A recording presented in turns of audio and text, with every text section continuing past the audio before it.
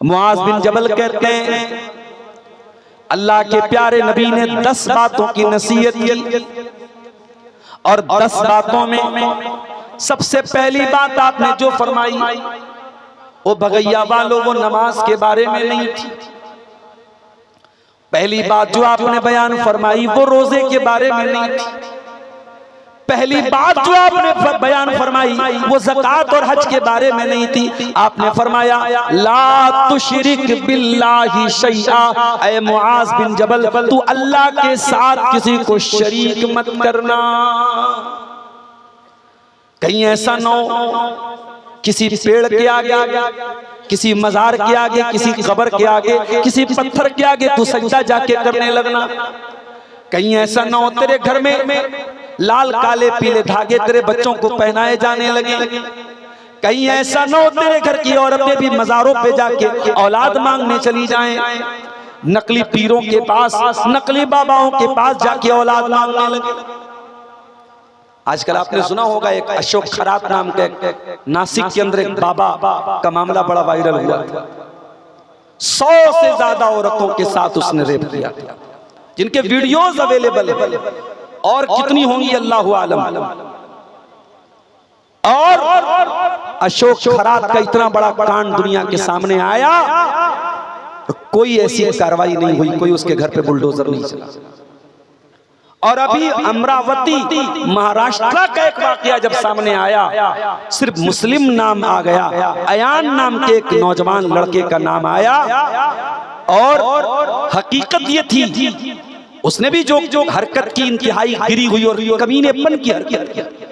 उसने बहुत सारी लड़कियों को अपने जाल में फंसाया और सही बात यह कि 8 लड़कियों का वीडियो उसका वायरल हुआ और पुलिस ने गिरफ्तार भी किया। उसके घर पर बुलडोजर भी चला और 8 वीडियो को मीडिया आज 180 वीडियो बना के पेश कर रही है। सिर्फ नाम में मुस्लिम आ जाए तो मीडिया का रवैया देख लीजिए। अशोक खरात के मामले में जो मीडिया खामोश थी, जब नाम अयान आ गया, मुस्लिम नाम आ गया तो मीडिया में सबके बयानात भी आने लगे।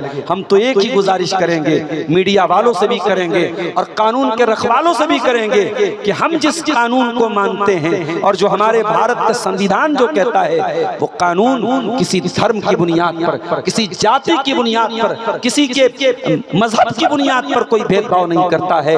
कानून के चेहरे पर पट्टी बंधी रहती है। कानून मजहब के मामले में अंधा होता है। अगर कानून का पालन हो रहा है तो सबके साथ होना चाहिए। और मेरे प्यारे साथियों, अयान नाम के उस लड़के की ये जो हरकत थी उससे ये भी पता चला कि अगर हमने अपने जवान बच्चों और बच्चियों के हाथ में मोबाइल दिया है तो हम सिर्फ उनको उनका पासवर्ड जानने की कोशिश न करें, हम ये भी जानने की कोशिश करें कि हमारा बेटा वो उसके अंदर हया है कि नहीं है। उसका पासवर्ड हमें मालूम हो जाए ये उतनी बड़ी बात नहीं है। हमारा बच्चा और हमारी बच्ची अगर हया वाली नहीं है तो इस तरीके के कांड मेरे प्यारे साथियों और भी सामने आते चले जाएंगे। तो आप गौर कीजिए, अल्लाह के नबी ने जो 10 बातों की नसीहत की है उसमें सबसे पहली बात आपने कही ला तुशरिक बिल्लाहि शैया, अल्लाह के साथ तो किसी को शरीक मत करना। इस धरती के ऊपर सबसे बड़ा पाप अगर कोई है, सबसे बड़ा गुनाह अगर कोई है तो अल्लाह के साथ शिर्क करना है। हजरत लुकमान अपने बच्चे से कहते हैं या बुनैया ला तुशरिक बिल्लाह, ऐ मेरे बच्चे तू अल्लाह के साथ शिर्क न करना। इन्न शिर्क लज़ुल्मुन अज़ीम, शिर्क दुनिया का सबसे बड़ा पाप है। अल्लाह कुरान में 18 नबियों का तस्करा करने के बाद कहता है वलौ अशरकू लहबिता अन्हुम मा कानू यामलून। हमारे 18 नबियों ने भी अगर अल्लाह के साथ शिर्क किया होता उनकी तमाम नेकियां बर्बाद हो गई होती, उनके तमाम के तमाम अमाल बर्बाद हो गए होते। अल्लाह कुरान में अपने आखिरी नबी से कहता है वलक़द ऊहिया इलैका व इलल्लज़ीना मिन क़ब्लिका लइन अशरकता लयहबतन्न अमलुक व लतकूनन्न मिनल खासिरीन। ऐ मेरे नबी अगर आपने भी शिर्क कर दिया तो आपकी भी तमाम नेकियां बर्बाद हो जाएंगी। शिर्क तमाम नेकियों के लिए जहर का काम करता है। अगर इंसान हाजी है, नमाजी है, उम्रे कर चुका है, लेकिन अगर शिर्क करके दुनिया से जाता है और तौबा किए बगैर मर जाता है, उस इंसान की मग़फ़िरत नहीं हो सकती। अल्लाह ने ऐलान कर दिया कि मुशरिक के लिए जन्नत हराम है। इन्नहु मन युशरिक बिल्लाहि फ़क़द हर्रमल्लाहु अलैहिल जन्नह, जो अल्लाह ताला के साथ शिर्क करेगा उसका ठिकाना जहन्नम है। व मअवाहुन नार, उसका ठिकाना जहन्नम है, जन्नत उसके लिए हराम है। व मा लिज़्ज़ालिमीन मिन अंसार, और ऐसे जालिमों का कोई मददगार नहीं है। मेरे प्यारे साथियों, आज आपके झारखंड के बहुत सारे नौजवान हिंदुस्तान के मुख्तलिफ इलाकों में रहते हैं। कोई जयपुर में रहता है, कोई दिल्ली में रहता है, कोई मुंबई में रहता है, कोई कलकत्ता में रहता है। अगर अपने बच्चों को पैसा कमाने के लिए अगर अपना गांव छोड़ करके दूसरे शहर भेजते हो तो कम से कम उनकी बुनियाद को इतना मजबूत करके भेजो कि आपका बेटा दुनिया के किसी भी कोने में चला जाए, अल्लाह की जात के साथ वो शिर्क न करे, तौहीद पर कायम रहे, तौहीद पर जिए और तौहीद पर मरे। ये तरबियत मेरे प्यारे साथियों, ये भी हमारी जिम्मेदारी है, अपने बच्चों की वो तरबियत हम करें। कुरान करीम में अल्लाह ताला ने हजरत इब्राहिम की दुआ को बयान किया। इब्राहिम अलैहिस्सलाम दुआ करते हैं, कहते हैं वजुनुबनी व बनिया अन नाबुदल असनाम, ऐ अल्लाह तू मुझे भी शिर्क से बचा, मुझे भी बुत परस्ती से बचा, और ऐ अल्लाह मेरे बच्चों को भी तू बुत परस्ती से बचा, मेरी आने वाली नस्लों को भी तू बुत परस्ती से बचा। अगर इब्राहिम को अपनी औलाद का डर है, अगर इब्राहिम को अपनी आने वाली नस्लों का डर है, तो हमें और आपको तो और ज्यादा डरना चाहिए। अपने बच्चों का ईमान को बचा लो मेरे प्यारे साथियों। मैं नहीं कहता हर बच्चे को आलिम बना दो, हर बच्चे को हाफिज बना दो, मैं ये नहीं कहता। मैं आप अपने बच्चों को डॉक्टर भी बनाओ, आप अपने बच्चों को इंजीनियर भी बनाओ, आप अपने बच्चों को बिजनेसमैन भी बनाओ, कुछ भी बना दो, लेकिन बच्चे की बुनियाद को इतना मजबूत कर दो, बच्चा दुनिया के किसी भी कोने में चला जाए नबी की इस नसीहत पर अमल करे, ला तुशरिक बिल्लाहि शैया, अल्लाह के साथ कभी शिर्क मत करना। ऐ अल्लाह, कोई अगर जान लेने पर तुल जाए, कोई जान लेने की धमकी दे दे, कोई मर्डर करने की धमकी दे दे, या तो तुम शिर्क कर लो या हम तुम्हारी जान ले लेंगे। ऐ अल्लाह, ऐसी सिचुएशन में हम क्या करें? अल्लाह के नबी फरमाते हैं व इन कुतिलता व हुर्रिक़ता, अगरचे तुम्हें कत्ल कर दिया जाए, अगरचे तुम्हें जला करके खाक कर दिया जाए, जल करके खाक हो जाना, टुकड़े टुकड़े हो जाना, लेकिन अल्लाह के साथ तुम किसी को शरीक न करना, अल्लाह की जात में तुम किसी को शरीक न करना। जरा खुबैब बिन अदी को देखो मेरे साथ। खुबैब बिन अदी कौन है? नबी के सहाबी हैं। जुर्म क्या है, अपराध क्या है? एक अल्लाह की तौहीद का कलमा पढ़ते हैं। मक्का के मुशरिकीन ने उनको गिरफ्तार किया, सूली पे चढ़ाने की तैयारी है। सूली पे चढ़ाने के पहले पूछा गया, ऐ खुबैब तेरी कोई आखिरी ख्वाहिश हो तो बता दे। कहा है मक्का वालों, एक आखिरी ख्वाहिश है, 2 रकात नमाज पढ़ने की मोहलत दे दो। कहा ठीक है पढ़ लो तुम।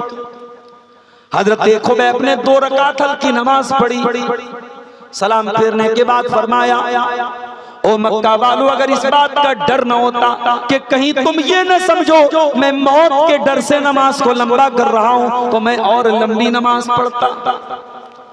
मक्का वालों ने कहा खुबैब, थोड़ी देर के बाद हम तुम्हें सूली पे चढ़ा देंगे, तुम्हारी जान ले लेंगे।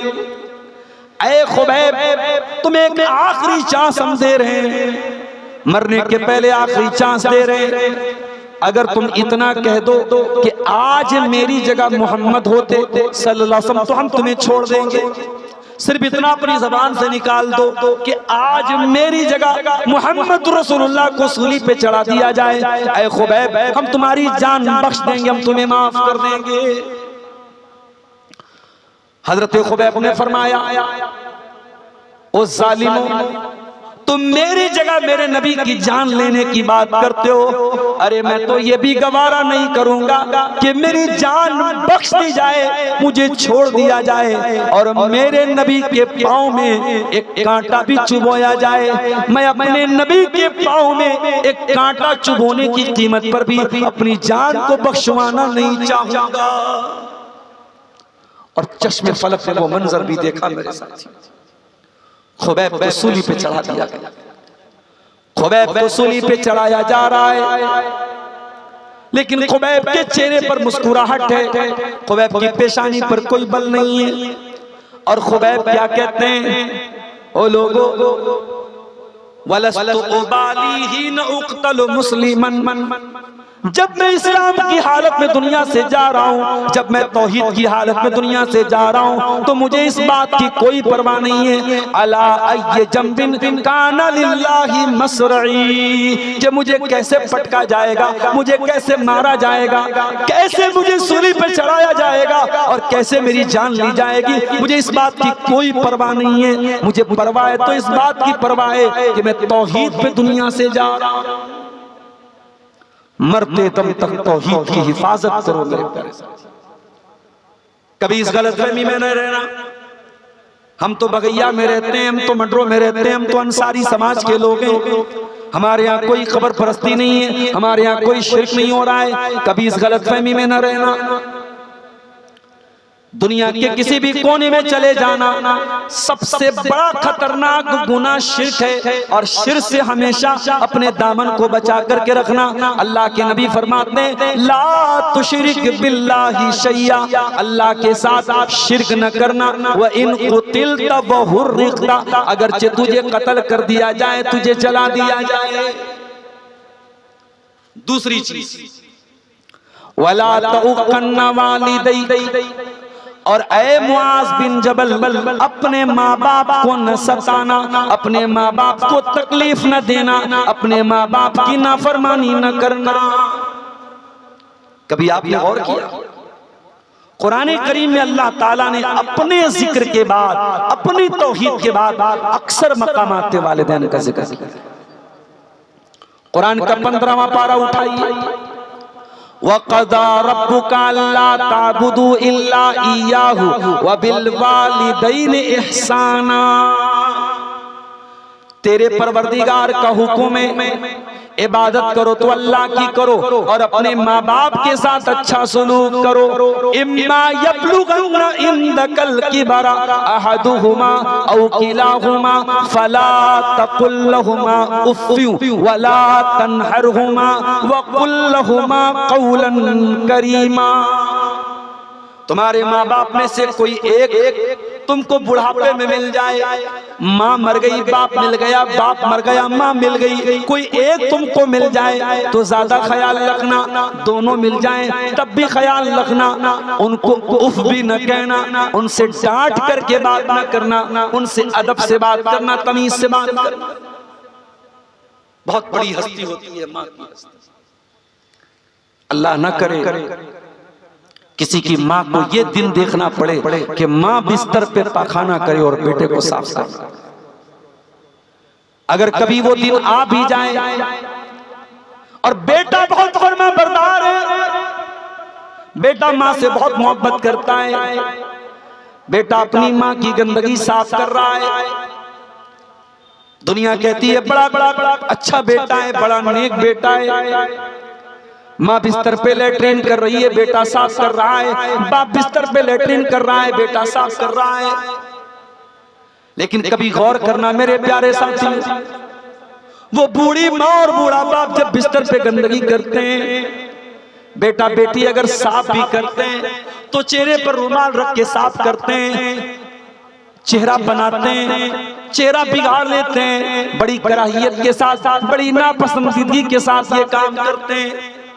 ओ लोगों, तुम अपनी माँ के साथ ये काम अगर कर भी दोगे तो तुम वो मुस्कुराहट कहाँ से लाओगे जो तुम्हारी माँ के लबों के ऊपर थी। जब तुम छोटे थे तुम बार बार गंदगी कर दिया करते थे, तुम्हारी माँ एक बार भी तुम पर गुस्सा नहीं करती थी, तुम्हें लाड करती थी, तुम्हें प्यार करती थी, मुस्कुराया करती थी, तुम्हें चुमकार चुमकार के तुम्हारी गंदगी को साफ किया करती थी। ओ लोगों, आज माँ बूढ़ी हो गई, आज बाप बूढ़ा हो गया, आज अगर उनकी गंदगी तुम साफ कर भी दोगे, वो खुशी कहां से लाओगे, वो मुस्कुराहट कहां से लाओगे जो मां के लबों के ऊपर थी।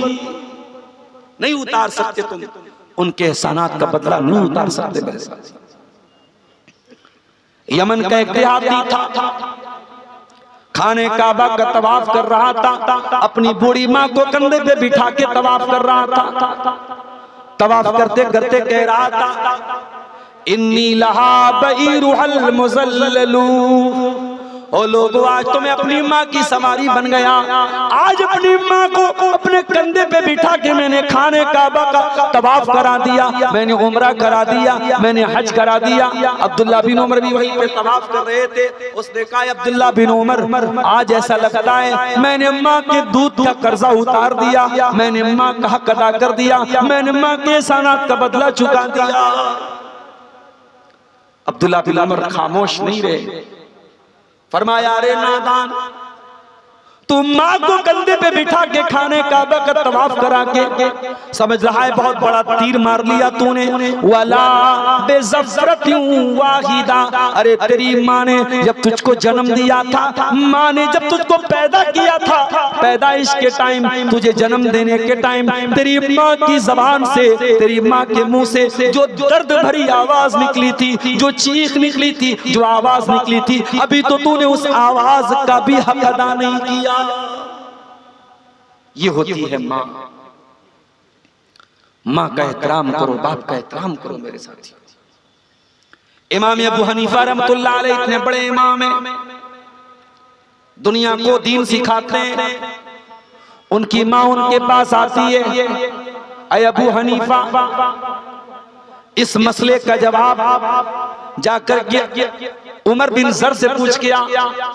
उमर बिन ज़र उस दौर के आलिम थे जो इमाम अबू हनीफा के शागिर्दों में से थे। इमाम अबू हनीफा उनके पास पहुंचे, अय उमर बिन ज़र, मैं आपके पास आया हूं मसला पूछने। उन्होंने कहा, क्या बात करते हैं, आप हमारे उस्ताद हैं, आप हमारे पास मसला पूछने आए। कहा, मेरी माँ की ख्वाहिश यही है, मेरी माँ की तमन्ना यही है, मेरी माँ इस मसले में मेरा फतवा नहीं मांग रही, आपका फतवा मांग रही है, इसलिए मैं आपके पास आया हूं। इमाम हैवा बिन शुरैह बहुत बड़े मुहद्दिस थे, हदीस पढ़ा रहे थे, दर्स दे रहे थे। तमाम तलबा बैठे हुए हदीस पढ़ने वाले। उनकी माँ आती है और कहती है, ऐ हैवा, जा करके मुर्गी के बच्चों को दाना दे के आ जा। मुर्गी का दरबा खोल के मुर्गी को दाना दे के आ। तलबा हैरान रह गए, हमारे उस्ताद से कैसा काम कराया जा रहा है, हमारे शेख से कैसा काम कराया जा रहा है। उस्ताद ने इशारा किया, खामोश रहो। खामोशी से उठे, मुर्गी का दरबा खोला और मुर्गी को चारा देने के बाद वापस आके हदीस पढ़ाने लगे। वो लोगों, ये बड़े बड़े इम्मा का हाल था, उन्होंने माँ का एहतराम करना हमें सिखाया है। अल्लाह के नबी फरमाते, वला तउकन्न वालिदै, अपने माँ बाप की नाफरमानी मत करना। और अगर तुम्हारे माँ बाप तुमसे ये कहें कि अपने घर को छोड़ दे, अपने माल को छोड़ दे, तब भी तू उनकी बात मान। आप कहेंगे, मौलाना साहब ये तो बड़ी नाइंसाफी की बात है। माँ बाप अगर ये कह दे बीवी को तलाक दे दो, तो क्या तलाक दे दी जाए? ये तो गलत बात हो जाएगी।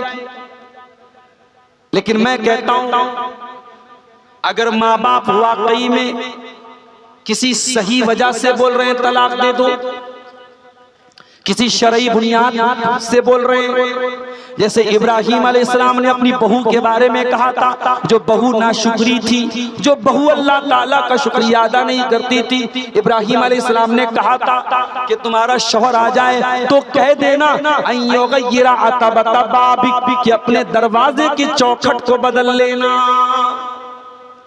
हजरत इस्माइल ने अपने बाप की बात समझ गए वो कि मेरे बाप का इशारा ये है, दरवाजे की चौखट जो होती है वो बीवी होती है। दरवाजे की सबसे अहम चीज दरवाजे की चौखट होती है। अगर चौखट ही खराब हो तो पूरा घर खराब हो जाता है। अगर बीवी गड़बड़ हो, औरत गड़बड़ हो तो पूरा घर खराब हो जाता है। अल्लाह के नबी सल्लल्लाहु अलैहि वसल्लम की हदीस से ये भी पता चला कि औरत घर में चौखट की तरह है। इब्राहिम अलैहिस्सलाम के कहने पर उनके बेटे ने तलाक दी। इसीलिए उलमा कहते हैं कि हर बाप के कहने पर बेटा अपनी बीवी को तलाक नहीं देगा।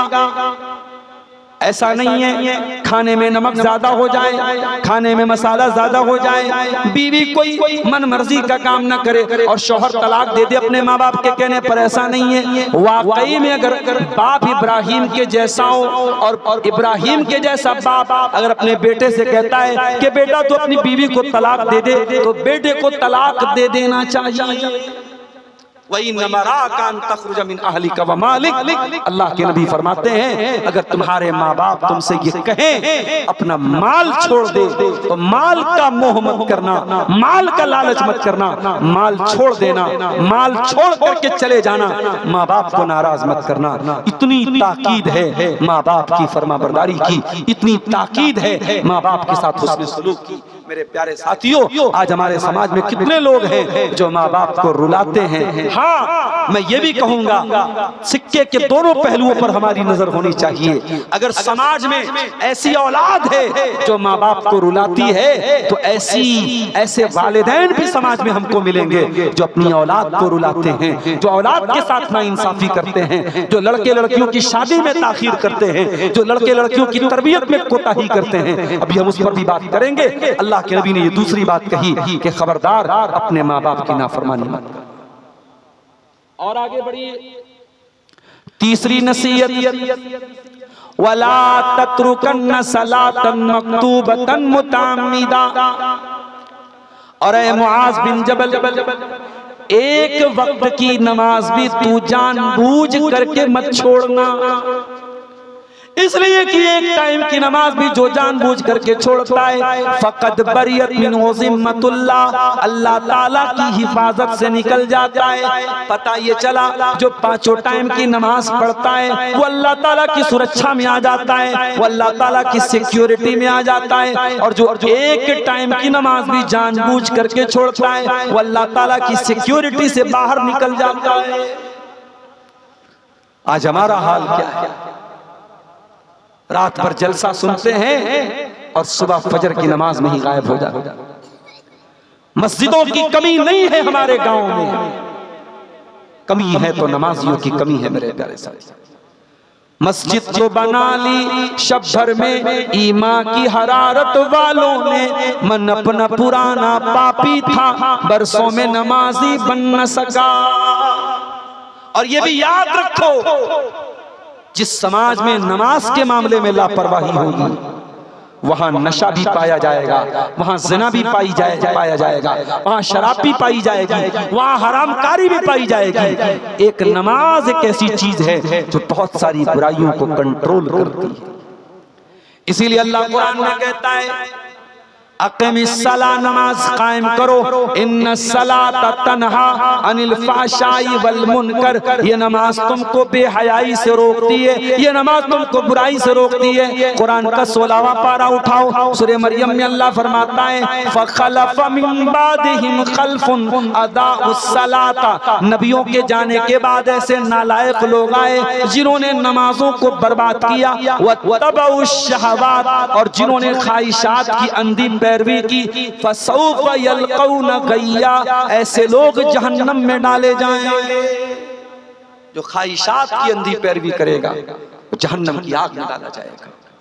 मेरे प्यारे साथियों, नमाज की पाबंदी कीजिए। अल्लाह के नबी ने एक टाइम की नमाज छोड़ने पर यह नतीजा बताया है कि अल्लाह ताला की हिफाजत से इंसान निकल जाता है।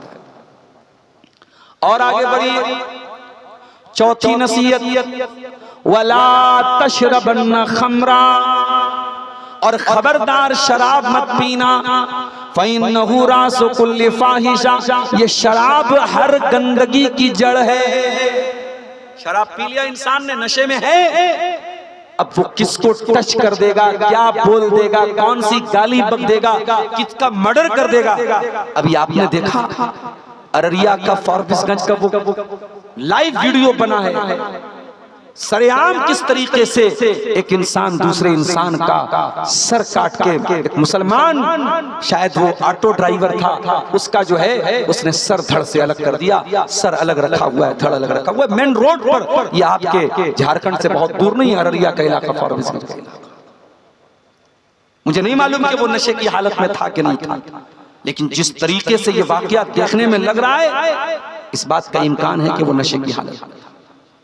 रेप के ज्यादातर केसेस नशे की हालत में, नशे के बाद इंसान के ऊपर शैतान सवार होता है। मेरे साथ आज झारखंड की सरजमीन पर आप जिस इलाके में रहते हैं, मैं जानता हूं कि आपके आसपास आदिवासी लोग भी रहते हैं। अभी हम लोग एक मर्तबा सड़क पे चल रहे थे, आदिवासियों की कोई शादी थी, हमारे इसी झारखंड के इलाके के भाई हमारे साथ बैठे थे। उन्होंने कहा मौलाना इनकी औरतें भी शराब पीती, मर्द और औरत और सब नशे में धुत थे और नाच रहे थे, बीच रोड पे नाच रहे हैं। अब उनको ज्यादा हम छेड़ भी नहीं सकते, हमको जाना भी है, वो हमारी भाषा भी नहीं समझते, बड़ा कभी कभी मसला पैदा हो जाता है। इस इलाके में जहां शराब का इतना चलन है, मेरे नौजवानों, आपकी जिम्मेदारी और बढ़ जाती है। जब गुनाह आसान हो जाए, जब गुनाह आसानी से मिल रहा हो, उस माहौल में गुनाह से अपने दामन को बचाना ये मुश्किल होता है मेरे प्यारे साथ। आप नेपाल की सरजमीन पे चले जाएं, वहां भी शराब बहुत आम है। चाय के होटल में आप चाय पीने चले जाए, वहां भी शराब बिक रही है। किसी होटल में खाना, यहाँ तक कि मुस्लिम होटल में मैं गया खाना खाने, जिसका मालिक मुस्लिम था, वहां भी देखा मैंने शराब रखा हुआ है। अल्लाह रहम करे, अल्लाह माफ करे। इस कदर आसान है और इस कदर आम है वहां पे शराब। मेरे प्यारे साथियों, शराब इस्लाम की नजर में सिर्फ हराम नहीं है, शराब हर बुराई की जड़ है। और इसीलिए अल्लाह के नबी फरमाते हैं, जो शराब पीता है, जो नशा करता है, अल्लाह ताला अल्लाह ताला शराबी आदमी को, नशा करने वाले इंसान को अल्लाह ताला जहन्नमियों का पीप और मवाद पिलाएगा। तूने दुनिया की वो गंदी चीज पी थी, अब आखिरत में भी तू गंदी चीज पिएगा। हाँ, दुनिया में अगर तू शराब से बचता, उस शराब से दूर रहता, तो अल्लाह ताला तुझको जन्नत की शराब पिलाता। जन्नत की शराब में न तो कोई चक्कर आएगा, न उसको पीने के बाद इंसान बहकेगा, न उसका दिमाग खराब होगा। जन्नत की शराब भी पाक शराब होगी, शराबन तहूरा, पाक शराब होगी जन्नत की। जो दुनिया में शराब पिएगा उसके लिए जन्नत की शराब हराम है। मेरे प्यारे साथियों, इसलिए अल्लाह के नबी ने फरमाया, वला तशरबन खमरन, खबरदार शराब मत पीना, शराब हर बुराई की जड़ है। उस्मान गनी रज़ी अल्लाह ताला अन्हु एक वाक़या बयान करते हैं। पहले के दौर में एक अल्लाह का बहुत नेक बंदा था। उस दौर की एक बहुत बदचलन औरत थी। उस बदचलन औरत ने उस अल्लाह के नेक बंदे को अपने जाल में फंसाने के लिए प्लान रचा और एक कमरे में जहां शराब का प्याला भी रखा था और एक चाकू रखा था और एक छोटा बच्चा था, और वहां पर धोखे से उसने एक इंसान को बुलाने के बाद उस फाहिशा औरत ने, उस बच्चलन औरत ने कहा, अब तो यहाँ तुम आ चुके हो, अब यहाँ से भागने का तुम्हारे पास कोई रास्ता नहीं है। 7 दरवाजों के अंदर तुम्हें रखा गया है। अब यहाँ पे तुम्हारे सामने 3 चॉइस है, ये शराब का प्याला है, ये शराब की बोतल है, या तो तुम एक प्याला शराब पी लो, या दूसरा रास्ता ये कि तुम मेरे साथ रेप करो, मेरे साथ तुम ज़िना करो, और तीसरा रास्ता ये है, ये चाकू उठा करके इस बच्चे को कत्ल कर दो। उस मुत्तकी इंसान ने सोचा, बच्चे को कत्ल करता हूं तो ये हत्या हो जाएगी, बड़ा गुनाह हो जाएगा। औरत के साथ ज़िना करता हूँ, ये भी बहुत बड़ा गुनाह हो जाएगा। शराब पी लेता हूँ, ये हल्का गुनाह है। शराब पिया उसने, और जब एक मर्तबा शराब पिया और नशा चढ़ा तो पूरी शराब की बोतल पी गया, और जब नशे में पागल हो गया तो औरत के साथ ज़िना भी करता है और उस बच्चे को कत्ल भी कर देता है। हजरत उस्मान गनी ये वाकया बयान करने के बाद कहते हैं, ओ लोगों, शराब से बचो, शराब उम्मुल खबाइस से, तमाम बुराइयों की जड़ है, तमाम बुराइयों की माँ है। और आज हमारा नौजवान बहुत आगे निकल चुका है।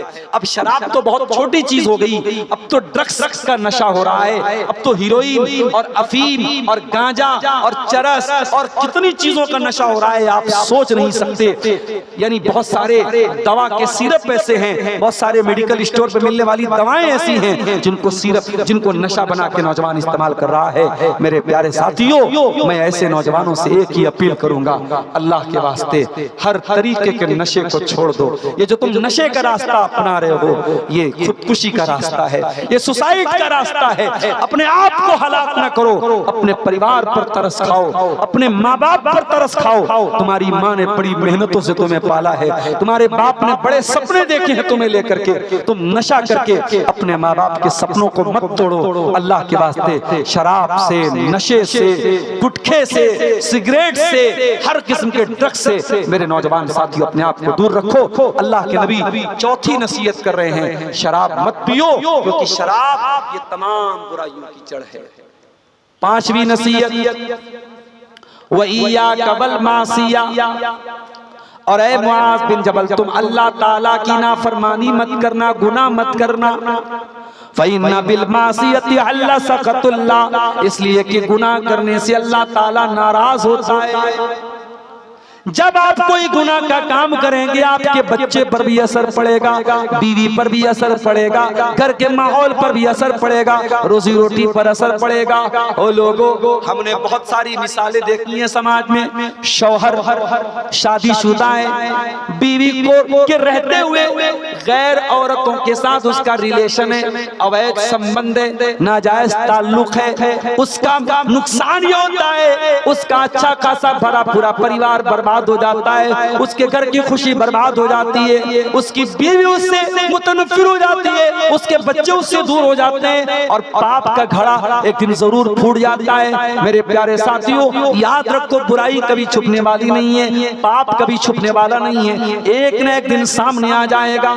जब जब जब शैतान आपके दिल में किसी गुनाह का ख्याल डाले, किसी गलत काम का ख्याल डाले, तो अल्लाह के नबी की ये हदीस याद कर लेना, वइय्याका वल मासिया, मुआज़ बिन जबल, तू गुनाहों से बचना, इसलिए कि गुनाह करने से अल्लाह ताला नाराज होता है, अल्लाह की नाराजगी उतरती है।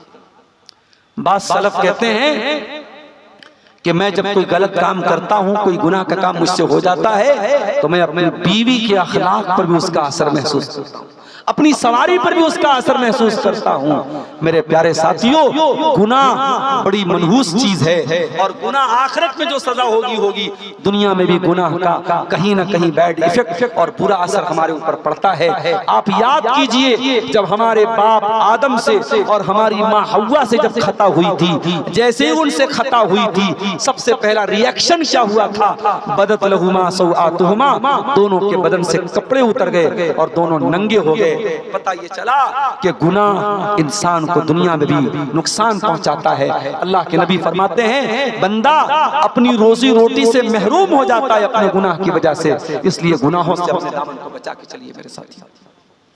छठी चीज, अल्लाह के नबी फरमाते हैं, जब तुम मैदान जंग के अंदर हो और लोग हलाक हो रहे हैं, वइय्याका वल फिरार मिनज़्ज़ाफ, मैदान जंग छोड़ के मत भागना, बुज़दिल मत बन जाना।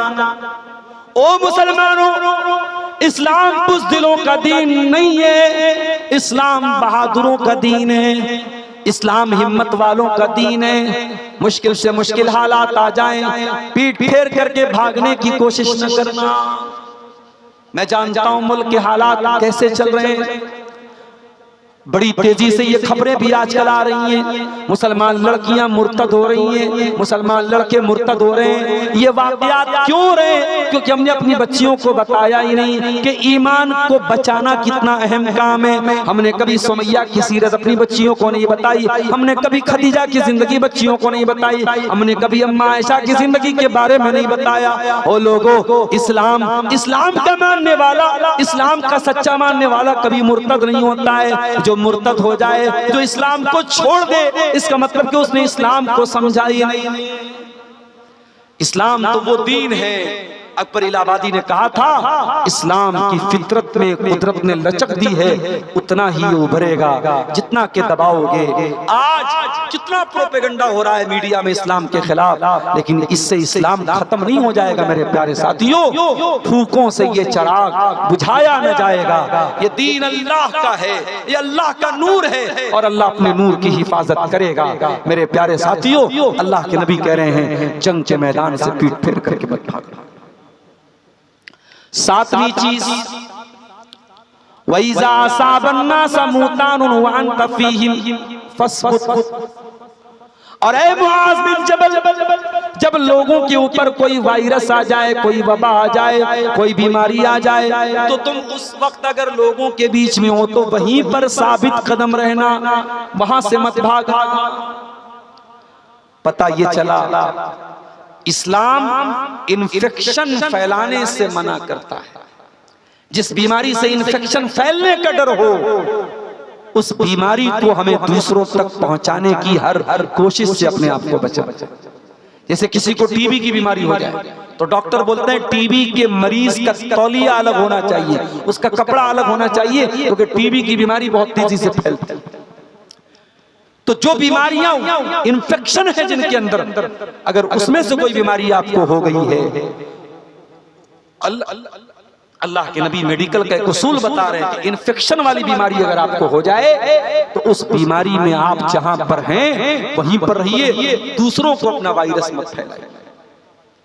जो लोग सिगरेट पीते हैं, बीड़ी पीते हैं, डॉक्टरों का कहना है कि बीड़ी पीने वाला, सिगरेट पीने वाला जितना अपने आप को नुकसान पहुंचाता है, उससे ज्यादा अपने आसपास के लोगों को नुकसान पहुंचाता है। तो इस हदीस में बीड़ी पीने वाले भी आ गए, सिगरेट पीने वाले भी आ गए कि अल्लाह के वास्ते कोई ऐसा काम मत करो जिससे दूसरों को तकलीफ पहुंचे। अल्लाह के नबी ने फरमाया, जब तुम इस हालत में हो कि कोई वबा फैली हुई है, कोई इन्फेक्शन फैला हुआ है, तो तुम वहीं पर रहो, उस जगह को छोड़।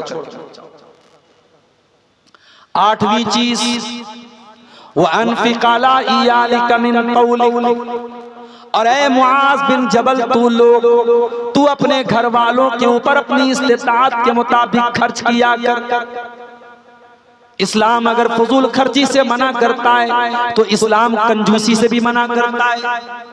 आपको अल्लाह ताला ने अगर नवाजा है, अपनी बीवी को अच्छा कपड़ा भी पहनाओ, अपनी बीवी को अच्छा खाना भी खिलाओ, अपने बच्चों को अच्छा खाना भी खिलाओ। मेरे प्यारे साथियों, चमड़ी चली जाए तमड़ी न जाए, वो मिजाज अगर किसी का है तो कान खोल के सुन ले, ये मिजाज इस्लाम का नहीं है। इस्लाम अगर फजूल खर्ची के खिलाफ है तो इस्लाम कंजूसी के भी खिलाफ है।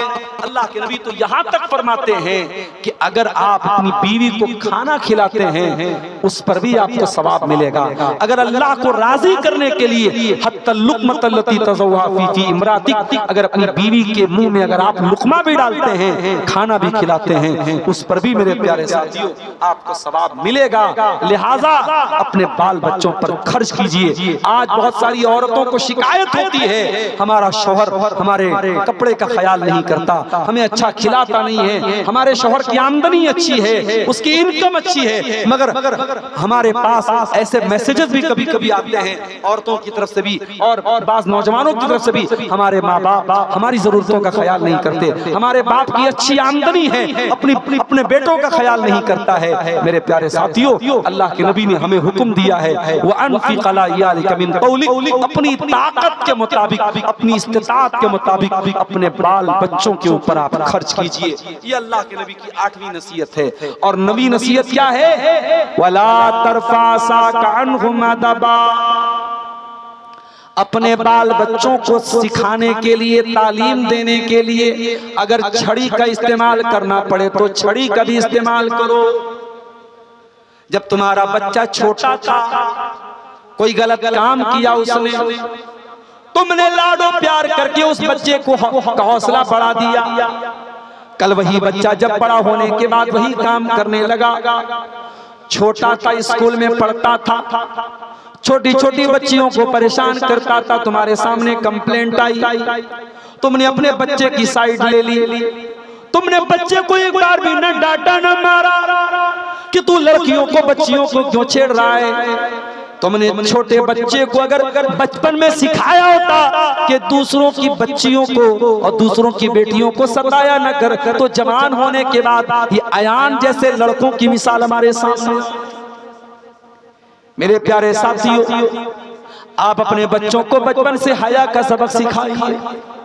माफ करना, आज हमारे बच्चे यूट्यूब के जरिए जवान हो रहे हैं, मोबाइल के जरिए जवान हो रहे हैं। हमारे बच्चे माँ बाप से ज्यादा तो यूट्यूब की बात मानते हैं, माँ बाप से ज्यादा तो मोबाइल की बात मानते हैं। हालात तो यहाँ तक पहुँच गए हैं, बच्चा बगैर मोबाइल के खाना नहीं खाता है। जब तक वीडियो न दिखाया जाए बच्चा खाना नहीं खाता है। बच्चा स्कूल जाने के पहले जब तक मोबाइल न दिखाया जाए वो स्कूल जाने के लिए तैयार नहीं होता है। वो लोगों, इतना ज्यादा मोबाइल को अपने बच्चों की मजबूरी न बनाओ, वरना कल जवान होने के बाद यही बच्चा जब 24 घंटा मोबाइल से चिपका रहेगा तो क्या क्या कांड करेगा आप सोच भी नहीं सकते। वला तरफा साकानहुम अदबा, अपने बच्चों को और अपने घर वालों को अगर उनको मारने के लिए तुम्हें छड़ी का इस्तेमाल करना पड़े तो उससे भी तुम पीछे मत रहो। इसीलिए अल्लाह के नबी फरमाते हैं, जब तुम्हारे बच्चे 7 साल के हो जाएं तुम उनको नमाज का हुक्म दो, और जब तुम्हारे बच्चे 10 साल के हो जाएं और नमाज न पढ़े तो उनकी पिटाई करो। अगर आपने 10 साल के बच्चे को एक टाइम की नमाज छोड़ने पर अगर छड़ी से मारा होता तो आज 18-20 साल का आपका लड़का बेनमाजी न होता। ओ लोगों, हमारा मसला तो ये है, हम तो खुद बेनमाजी, माँ तो खुद बेनमाजी, बाप खुद बेनमाजी, तो बच्चे को किस मुंह से नमाजी बनाएंगे। छड़ी का इस्तेमाल करने की तालीम दी अल्लाह के। पता ये चला इतना आसान काम नहीं है माँ बाप बनना, बच्चों की तरबियत करना इतना आसान काम नहीं है। मेरी प्यारी माँ बहनों, ये जवान लड़कियां जो आज बेपर्दगी कर रही हैं, बेहयाई कर रही हैं, ऐसा तो नहीं है कि जब वो घर से कपड़ा पहन करके निकली थी उनकी माँ के ऊपर, उनकी माँ की आंख पर पट्टी बंधी हुई थी, माँ भी देख रही थी मेरी बेटी किस हालत में घर से निकल रही है, बाप भी देख रहा था मेरी बच्ची किस हालत में घर से निकल रही है। बेटी जवान हो चुकी है, बेटी 15-16 साल की लड़की हो चुकी है, जवान लड़की बेपर्दा सज सवर करके लिपस्टिक लगा करके मेकअप करके निकल रही है। अगर माँ बाप को कोई एतराज नहीं है और माँ बाप ने निकलने की इजाजत दी है, इसका मतलब ये हुआ कि माँ बाप खुद अपनी बच्ची को बेहया बना रहे हैं। ये कुछ सवालात हैं। वला तरफा साकानहुम अदबा, अपने बच्चों की तालीम और तरबियत में अगर छड़ी का इस्तेमाल करना पड़े तो पीछे मत हटना। ये अल्लाह के नबी की नवी नसीहत है मेरे साथ। और 10वीं नसीहत क्या है? वअखिफहुम फिल्लाह, अपने बच्चों के दिल में अल्लाह का डर पैदा करो।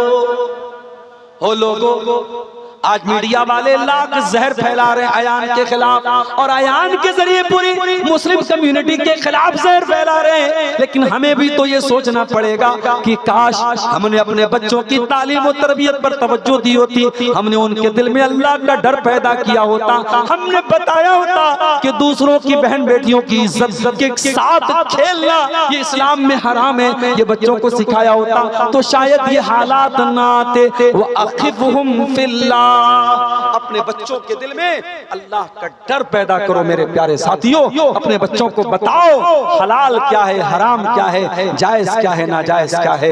अल्लाह के प्यारे नबी मस्जिद में बैठे हुए हैं और 5 साल का आपका नवासा हजरत हसन रजी अल्लाह तआला अन्हु मस्जिद में आते हैं और वहीं पे ज़कात की खजूर रखी हुई है और एक खजूर मुंह में उठाते हैं और मुंह में डालने लगते हैं। अल्लाह के नबी की नजर पड़ती है, अल्लाह के नबी चाहते डायरेक्ट खजूर छीन के फेंक देते, मगर बच्चे को की तरबियत इससे न होती। आपने उस 5 साल के बच्चे से कहा कक कक कक कक बेटा थूक दे, बेटा निकाल दे। अमा शऊरत अन्ना लाना कुल सदका, ऐ मेरे बच्चे क्या तू नहीं जानता तू मोहम्मद का नवासा है, तू मोहम्मद रसूलुल्लाह का बेटा है, तू मेरे अहले बैत में से है और मोहम्मद रसूलुल्लाह के अहले बैत के लिए ज़कात की रकम हराम है, हम ज़कात की कोई चीज नहीं खा सकते, बेटा इस खजूर को निकाल दे।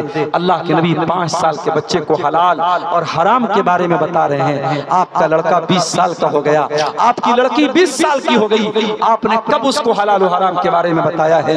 मेरे प्यारे साथियों, ये नबी की नसीहत, इसको गिरे बांध लीजिए, इसको पल्ले बांध लीजिए। वो अखिफहुम फिल्लाह, अपने बच्चों के दिल में अल्लाह का डर पैदा कीजिए। ये 10 नसीहतें हैं जो सोने के हरूफ से लिखे जाने के काबिल हैं। इन 10 नसीहतों पर अगर हम अमल कर लें, इंशाअल्लाह हमारे घर का माहौल भी अच्छा हो जाएगा और बहुत सारी बुराइयों से हमारा समाज बच सकता है। अब आइए चंद सवाल आए हैं, जल्दी जल्दी इनका जवाब देकर के हम बात खत्म करते हैं। जानवर को ज़बह करते वक्त 3 मरतबा बिस्मिल्लाह कहना कैसा है? 3 मरतबा कहने की कोई जरूरत नहीं है। अल्लाह के नबी से एक ही मरतबा बिस्मिल्लाह कहना साबित है। बिस्मिल्लाह अल्लाहु अकबर पढ़ करके आप जानवर को ज़बह कर दें, 3 बार की कोई जरूरत नहीं। मेरी बीवी शिर्क करती है और मेरी बात नहीं मानती है, तो उसको अपने निकाह में रखना कैसा है? अगर वाकई में खुल्लम खुल्ला ऐसा कोई काम कर रही है जो शरीयत की नजर में शिर्क है, तो बीवी से कहिए कि वो तौबा करे। अगर वो तौबा नहीं करती है तो फिर उस बीवी को निकाह में नहीं रखना चाहिए। शिर्क से बड़ा कोई पाप नहीं है और शिर्क को कॉम्प्रोमाइज नहीं किया जाएगा। बीवी शिर्क कर रही है और आप उसको नजरअंदाज करें, यह मुनासिब नहीं है। शिर्क से बड़ा कोई पाप नहीं है, उसको समझाइए, उसको तौबा की दावत दीजिए। अगर नहीं मानती है तो फिर आप उससे जुदाई इख्तियार कर लीजिए। कौन कौन सी नमाज में सलाम फेरने के बाद अल्लाहु अकबर और अस्तगफिरुल्लाह पढ़ सकते हैं? फर्ज नमाजों के बाद, हर फर्ज नमाज के बाद अल्लाहु अकबर, अस्तगफिरुल्लाह, अस्तगफिरुल्लाह, अस्तगफिरुल्लाह और बाकी जितने अज़कार और दुआएं हैं वो सब पढ़ना है। सुन्नत नमाजों के बाद मेरे इल्म में साबित नहीं। अगर कोई आदत बनी है और किसी की जबान से निकल गया अल्लाहु अकबर, अस्तगफिरुल्लाह, तो वो अलग बात है। लेकिन जो अल्लाह के नबी की सुन्नत है, जो मामूल है, जो तरीका है, वो ये है कि फर्ज नमाजों के बाद अल्लाहु अकबर, अस्तगफिरुल्लाह, अस्तगफिरुल्लाह कहा जाए। क्या सुन्नत नमाज में सूरह फातिहा के बाद क्या लिखा है? चारों रकात में सूरा मिला सकते हैं? मिला सकते हैं। सुन्नत में क्या, फर्ज में भी मिला सकते हैं। फर्ज नमाज जैसे आप जोहर की नमाज पढ़ रहे हैं, तो जोहर की नमाज में आप तीसरी रकात और चौथी रकात में सूरह फातिहा के साथ कोई और सूरत भी पढ़ सकते हैं। अगर आप सिर्फ सूरह फातिहा पढ़ें तो वो ज्यादा बेहतर है, वही आम तरीका था अल्लाह के नबी का।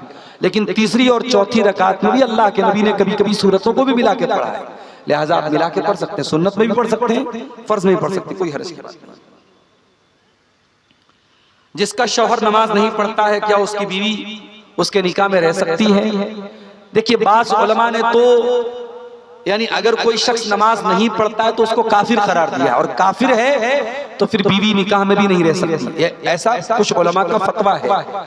लेकिन जो सही बात है वो ये है कि अगर कोई इंसान नमाज नहीं पढ़ता है सुस्ती की वजह से, लेकिन नमाज को मानता है कि हाँ नमाज फर्ज है, उसकी अहमियत को मानता है, लेकिन अपनी सुस्ती और काहली की वजह से नमाज नहीं पढ़ता है, तो वो इंसान बहुत बड़ा गुनहगार है, लेकिन काफिर नहीं है। और जब काफिर नहीं है तो निकाह बाकी रहेगा, बीवी निकाह में रहेगी।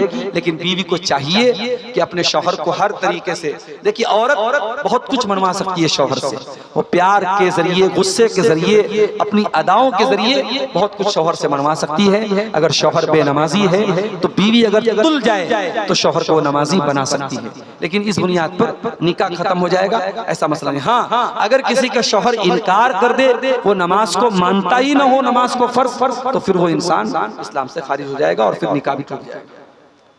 4 रकात वाली नमाज में सुन्नत हो या फर्ज, दूसरी रकात में दरूद शरीफ पढ़ सकते हैं? यानी ये पूछना ये चाह रहे हैं कि 2 रकात पढ़ने के बाद जो हम तहियात में बैठते हैं तो क्या उसमें हम दरूद शरीफ पढ़ सकते हैं? बिल्कुल पढ़ सकते हैं, दरूद शरीफ पढ़ सकते हैं, पढ़ना बेहतर है। और अगर आप सिर्फ अत्तहियात पढ़ के तीसरी रकात के लिए खड़े हो जाएं तो भी कोई हर्ज की बात नहीं है। दरूद शरीफ पढ़ने में कोई हर्ज की बात, पढ़ भी सकते हैं, नहीं भी पढ़ सकते, दोनों तरीका जायज़ है। रमजान के महीने में 6 साल पहले रमजान के महीने में बीवी के साथ हम बिस्तरी कर लिया, कफ़ारा अदा नहीं किया, एक बच्चा है, हदीस की रोशनी में क्या है ये?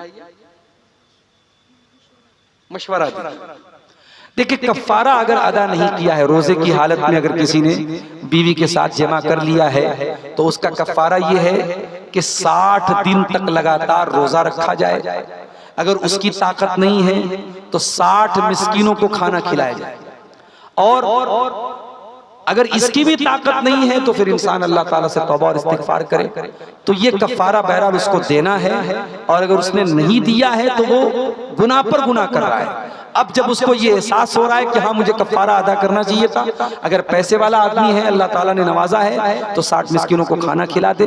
और अगर उसके पास इसकी ताकत नहीं तो 60 दिन तक लगातार 2 महीने तक लगातार रोजा रहे, ये उसका कफ्फारा है।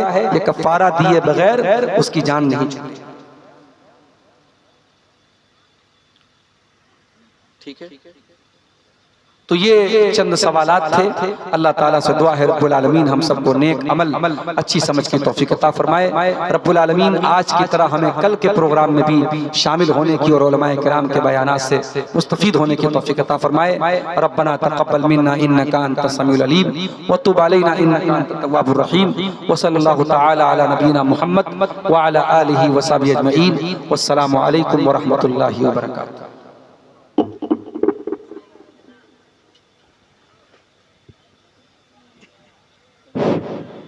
वालेकुम अस्सलाम व रहमतुल्लाहि व बरकातुहू। जज़ाकुमुल्लाहु खैर व अहसनल जज़ा। शेख अब्दुल गफ्फार सलफ़ी हफ़िज़हुल्लाह बहुत ही नसीहत सय्यिआति अअमालिना मन यहदिहिल्लाहु फला मुदिल्ल लहु व मन युद्लिल फला हादिय लहु व अशहदु अल्ला इलाहा इल्लल्लाहु वहदहु ला शरीक लहु व अशहदु अन्न मुहम्मदन अब्दुहु व रसूलुहु। या अय्युहल्लज़ीना आमनुत्तक़ुल्लाहा हक़्क़ तुक़ातिहि व ला तमूतुन्न इल्ला व अंतुम मुस्लिमून। या अय्युहन्नासु इत्तक़ू रब्बकुमुल्लज़ी ख़लक़कुम मिन नफ़्सिन वाहिदा व ख़लक़ मिन्हा ज़ौजहा व बत्त मिन्हुमा रिजालन कसीरन व निसाअ वत्तक़ुल्लाहल्लज़ी तसाअलून बिही वल अरहाम इन्नल्लाहा काना अलैकुम रक़ीबा। या अय्युहल्लज़ीना आमनुत्तक़ुल्लाहा व क़ूलू क़ौलन सदीदा युस्लिह लकुम अअमालकुम व यग़फ़िर लकुम ज़ुनूबकुम व मन युतिइल्लाह व रसूलहु फ़क़द फ़ाज़ फ़ौज़न अज़ीमा। अम्मा बाद फ़इन्न ख़ैरल हदीथ किताबुल्लाह व ख़ैरल हदी हदी मुहम्मदिन सल्लल्लाहु अलैहि वसल्लम व शर्रल उमूरि मुहदसातुहा व कुल्ल मुहदसतिन बिदअह व कुल्ल बिदअतिन दलालह व कुल्ल दलालतिन फिन्नार। औज़ु बिल्लाहि मिनश शैतानिर रजीम। बिस्मिल्लाहिर रहमानिर रहीम। वमा आताकुमुर रसूलु फखुदूहु वमा नहाकुम अन्हु फंतहू। वअन मुआज़ इब्न जबल रज़ियल्लाहु अन्हु क़ाल औसानी रसूलुल्लाहि सल्लल्लाहु अलैहि वसल्लम बिअशरि कलिमात क़ाल ला तुशरिक बिल्लाहि व इन क़ुतिल्त व हुर्रिक़त वला तउक़न्न वालिदैक व इन अमराक अन तख़रुज मिन अहलिक व मालिक वला तत्रुकन्न सलातन मक्तूबतन मुतअम्मिदा फ़इन्न मन तरक सलातन मक्तूबतन मुतअम्मिदन फ़क़द बरियत मिन्हु ज़िम्मतुल्लाह वला तशरबन्न खम्रन फ़इन्नहु रासु कुल्लि फ़ाहिशा। अल हदीस रवाहु अहमद फ़ी मुस्नदी।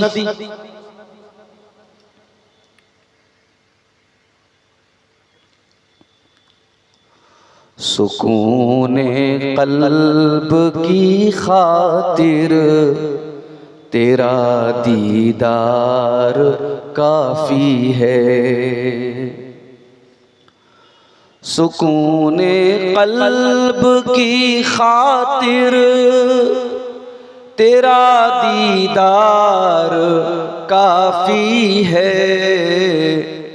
जबीने खाक में हो बस यही मेयार काफ़ी है।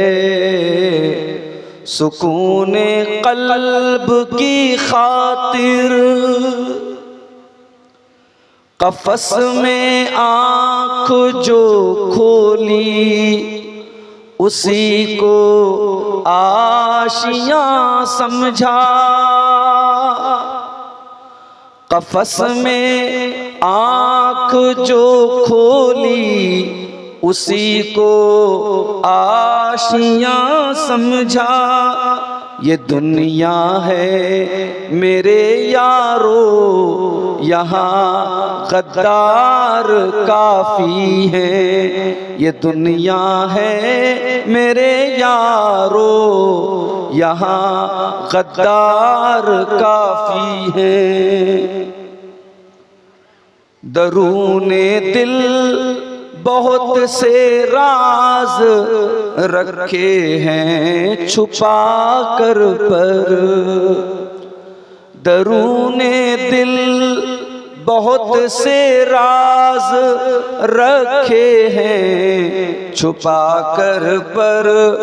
जो लिख डाला है शेरों में वही इजहार काफ़ी है। सुकूने क़ल्ब की खातिर तेरा दीदार काफ़ी है। न हूरों की तमन्ना है नहीं गिलमान की चाहत। न हूरों की तमन्ना है नहीं गिलमान की चाहत। मेरी प्यासी निगाहों को तेरा दीदार काफ़ी है। मेरी प्यासी निगाहों को तेरा दीदार काफ़ी है।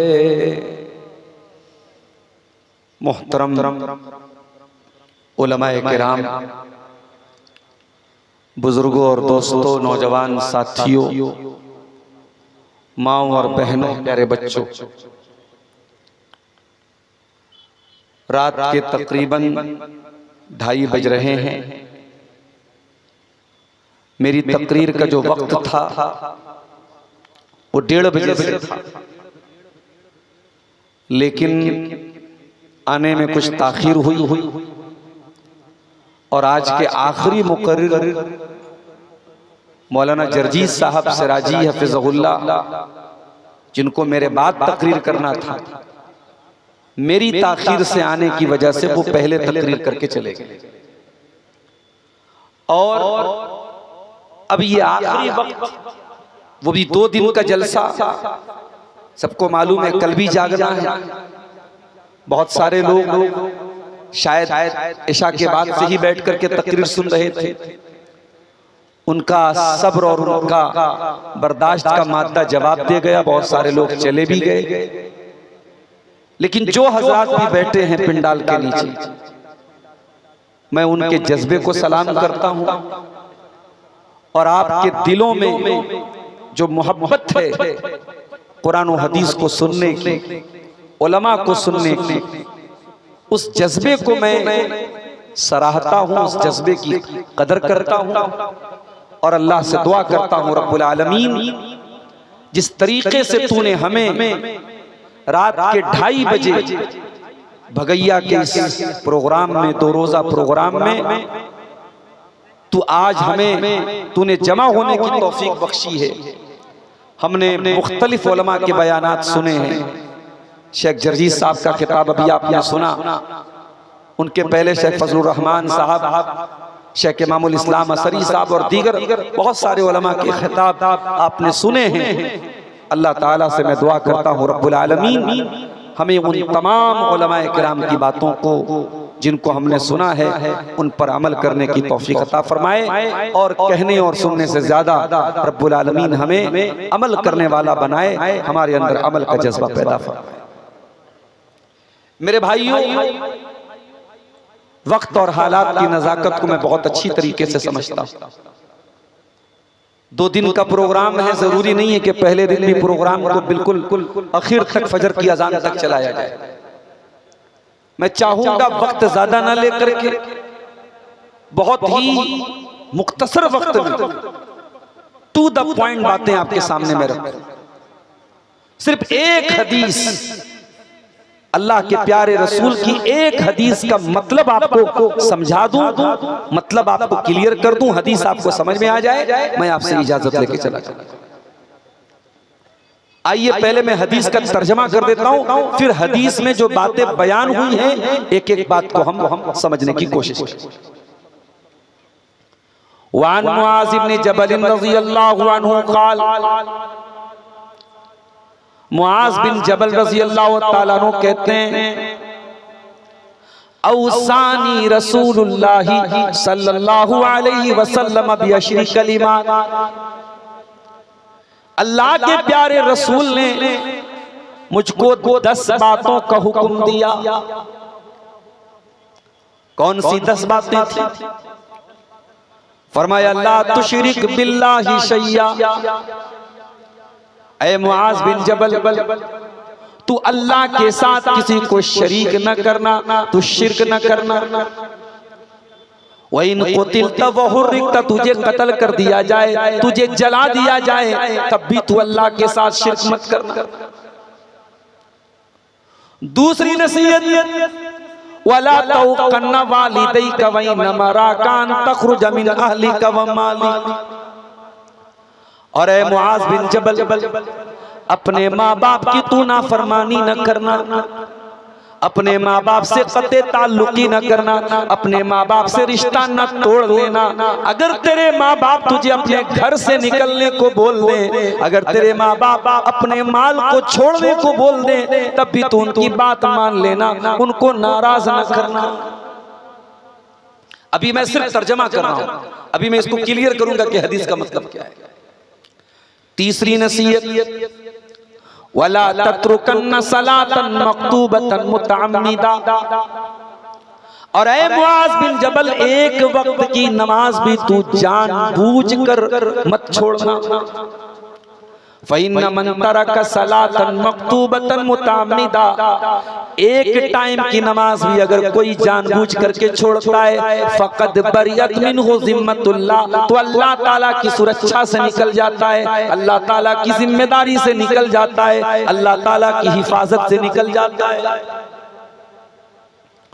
चौथी नसीहत, वला तशरबन्न खम्रा, और ऐ मुआज़ बिन जबल कभी शराब मत पीना, फ़इन्नहु रासु कुल्ली फ़ाहिशा, ये शराब हर बुराई की जड़ है। पांचवी नसीहत, व इय्याका वल मासिया, और ऐ मुआज़ बिन जबल तू गुनाह से बचना, तू अल्लाह की नाफरमानी से बचना, तू पाप करने से बचना। फ़इन्न बिल मासियति हल्ला सख़तुल्लाह, इसलिए कि जब अल्लाह ताला की नाफरमानी होती है, जब गुनाह का काम होता है, जब पाप होता है, तो अल्लाह ताला का गुस्सा नाजिल होता है, अल्लाह की नाराजगी उतरती है। छठी नसीहत, ऐ मुआज़ बिन जबल व इय्याका वल फ़िरार मिनज़ ज़हब, तू मैदान जंग से कभी पीठ फेर करके न भागना। व इन हलकन नास, अगर दुश्मन तुम्हें कत्ल भी कर रहा है, तुम्हारी जान के लाले पड़ रहे हैं, तुम्हारी जान जा रही है, ऐ मुआज़ बिन जबल उस सिचुएशन में भी तुम जंग के मैदान से मत भागना। सातवीं नसीहत, वइज़ा असाबन्नास मुतानुन व अंत फीहिम फस्बुत। और ऐ मुआज़ बिन जबल, अगर कभी लोगों के ऊपर कोई ऐसी बीमारी आ जाए जो मौत की चपेट में लोगों को लेके जा रही है, कोई वायरस फैल जाए, कोई वबा फैल जाए, कोई जानलेवा बीमारी फैल जाए, तो तू जमीन को छोड़ के मत भागना, तू वहीं पर रहना, उस इलाके को, उस सरजमीन को छोड़ के मत भागना। 8वीं नसीहत, व अनफिक़ अला इयालिक मिन क़ौलिक, अपने बच्चों पर, अपने परिवार पर अल्लाह ताला ने जितना नवाजा है उस हिसाब से अपने बाल बच्चों पर भी खर्च करना। 9वीं नसीहत, वला तरफा साकानहुम अदबा, और ऐ मुआज़ बिन जबल, अपने परिवार को, अपने बाल बच्चों को अगर दीन सिखाने के लिए, उनकी तरबियत करने के लिए अगर छड़ी का इस्तेमाल भी करना पड़े, अगर मारना पड़े, अगर पीटना पड़े, तो उससे भी तुम पीछे मत रहना। और आखिरी नसीहत 10वीं, व अखिफहुम फिल्लाह, और ऐ मुआज़ बिन जबल, अपने घर वालों के दिल में अल्लाह ताला का डर पैदा कर देना।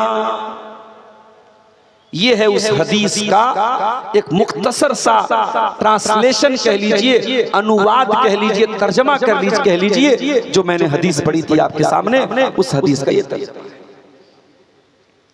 इस हदीस में अल्लाह के नबी ने 10 बातों का हुक्म दिया है, और अगर हम बहुत लंबी तकरीर न सुन करके, रात भर जलसे न सुन करके, सिर्फ इस एक हदीस पर अमल कर लें और इन 10 बातों पर अमल कर लें, इंशाअल्लाह बहुत सारे मसले हल हो जाएंगे, बहुत सारी बुराइयां खत्म हो जाएंगी। हदीस के रावी कौन है? मुआज़ बिन जबल रज़ी अल्लाह ताला। ये वो सहाबी हैं जो 18 साल की उम्र में इस्लाम लाए थे। 18 साल की उम्र में हमारा नौजवान मोबाइल पर बैठ करके वीडियो गेम खेलता रहता है। 18 साल का नौजवान लड़कियों से चैटिंग करता रहता है। 18 साल का नौजवान नशा कर रहा है। 18 साल का नौजवान आवारागर्दी कर रहा है।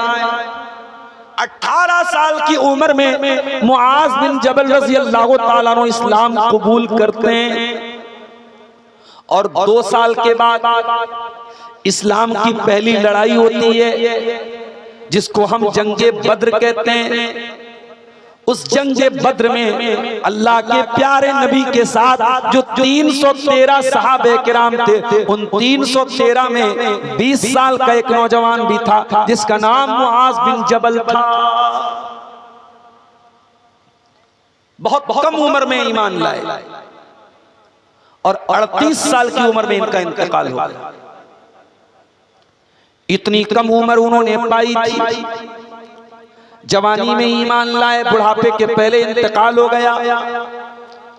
लेकिन इतना बड़ा मकाम व मर्तबा है मुआज़ बिन जबल का, अल्लाह के प्यारे नबी फरमाते हैं, मेरी उम्मत के अंदर हलाल व हराम की सबसे ज्यादा जानकारी अगर कोई रखता है तो मुआज़ बिन जबल रखते हैं। आपने फरमाया कुरान सीखना है तो 4 लोगों से सीखो। उन 4 लोगों में एक नाम मुआज़ बिन जबल का भी है। कुरान सीखना है, कुरान पढ़ना है तो मुआज़ बिन जबल से कुरान पढ़ लो। एक मर्तबा अल्लाह के नबी मुआज़ बिन जबल को यमन भेज रहे थे, यमन का गवर्नर बना करके भेज रहे थे, और अल्लाह के प्यारे नबी पैदल चल रहे थे और मुआज़ बिन जबल ऊँटनी के ऊपर सवार थे। अल्लाह के प्यारे नबी उनको समझा रहे थे, नसीहतें कर रहे थे, बता रहे थे कि उनको यमन में जाके क्या क्या करना है। उन्हीं बातों के दौरान अल्लाह के प्यारे नबी ने फरमाया, ऐ मुआज़ बिन जबल, हो सकता है कि आइंदा साल तुम मदीने में आओ और तुम्हारी मुलाकात तुम्हारे नबी से न हो पाए। ऐ मुआज़ बिन जबल, हो सकता है कि आइंदा साल तुम मदीने में आओ और तुम्हारा गुजर तुम्हारे नबी की कब्र के पास हो, तुम अपने नबी का दीदार न कर पाओ, तुम अपने नबी को देख न पाओ। हो सकता है कि आइंदा साल तुम अपने नबी से मुलाकात न कर पाओ। इतना सुनना था, मुआज बिन जबल ज़ारो कतार रोने लगे। ऐ अल्लाह के नबी, क्या वो दिन भी हमको देखना पड़ेगा जब आप इस दुनिया से चले जाएंगे और आपका दीदार हमें नसीब ना होगा? आपने मदीना की तरफ अपनी नजरें उठाई और आपने फरमाया, ऐ मुआज बिन जबल, कयामत के दिन सबसे ज्यादा मेरे करीब रहने वाले वो लोग होंगे जो मुत्तकी होंगे, जो परहेजगार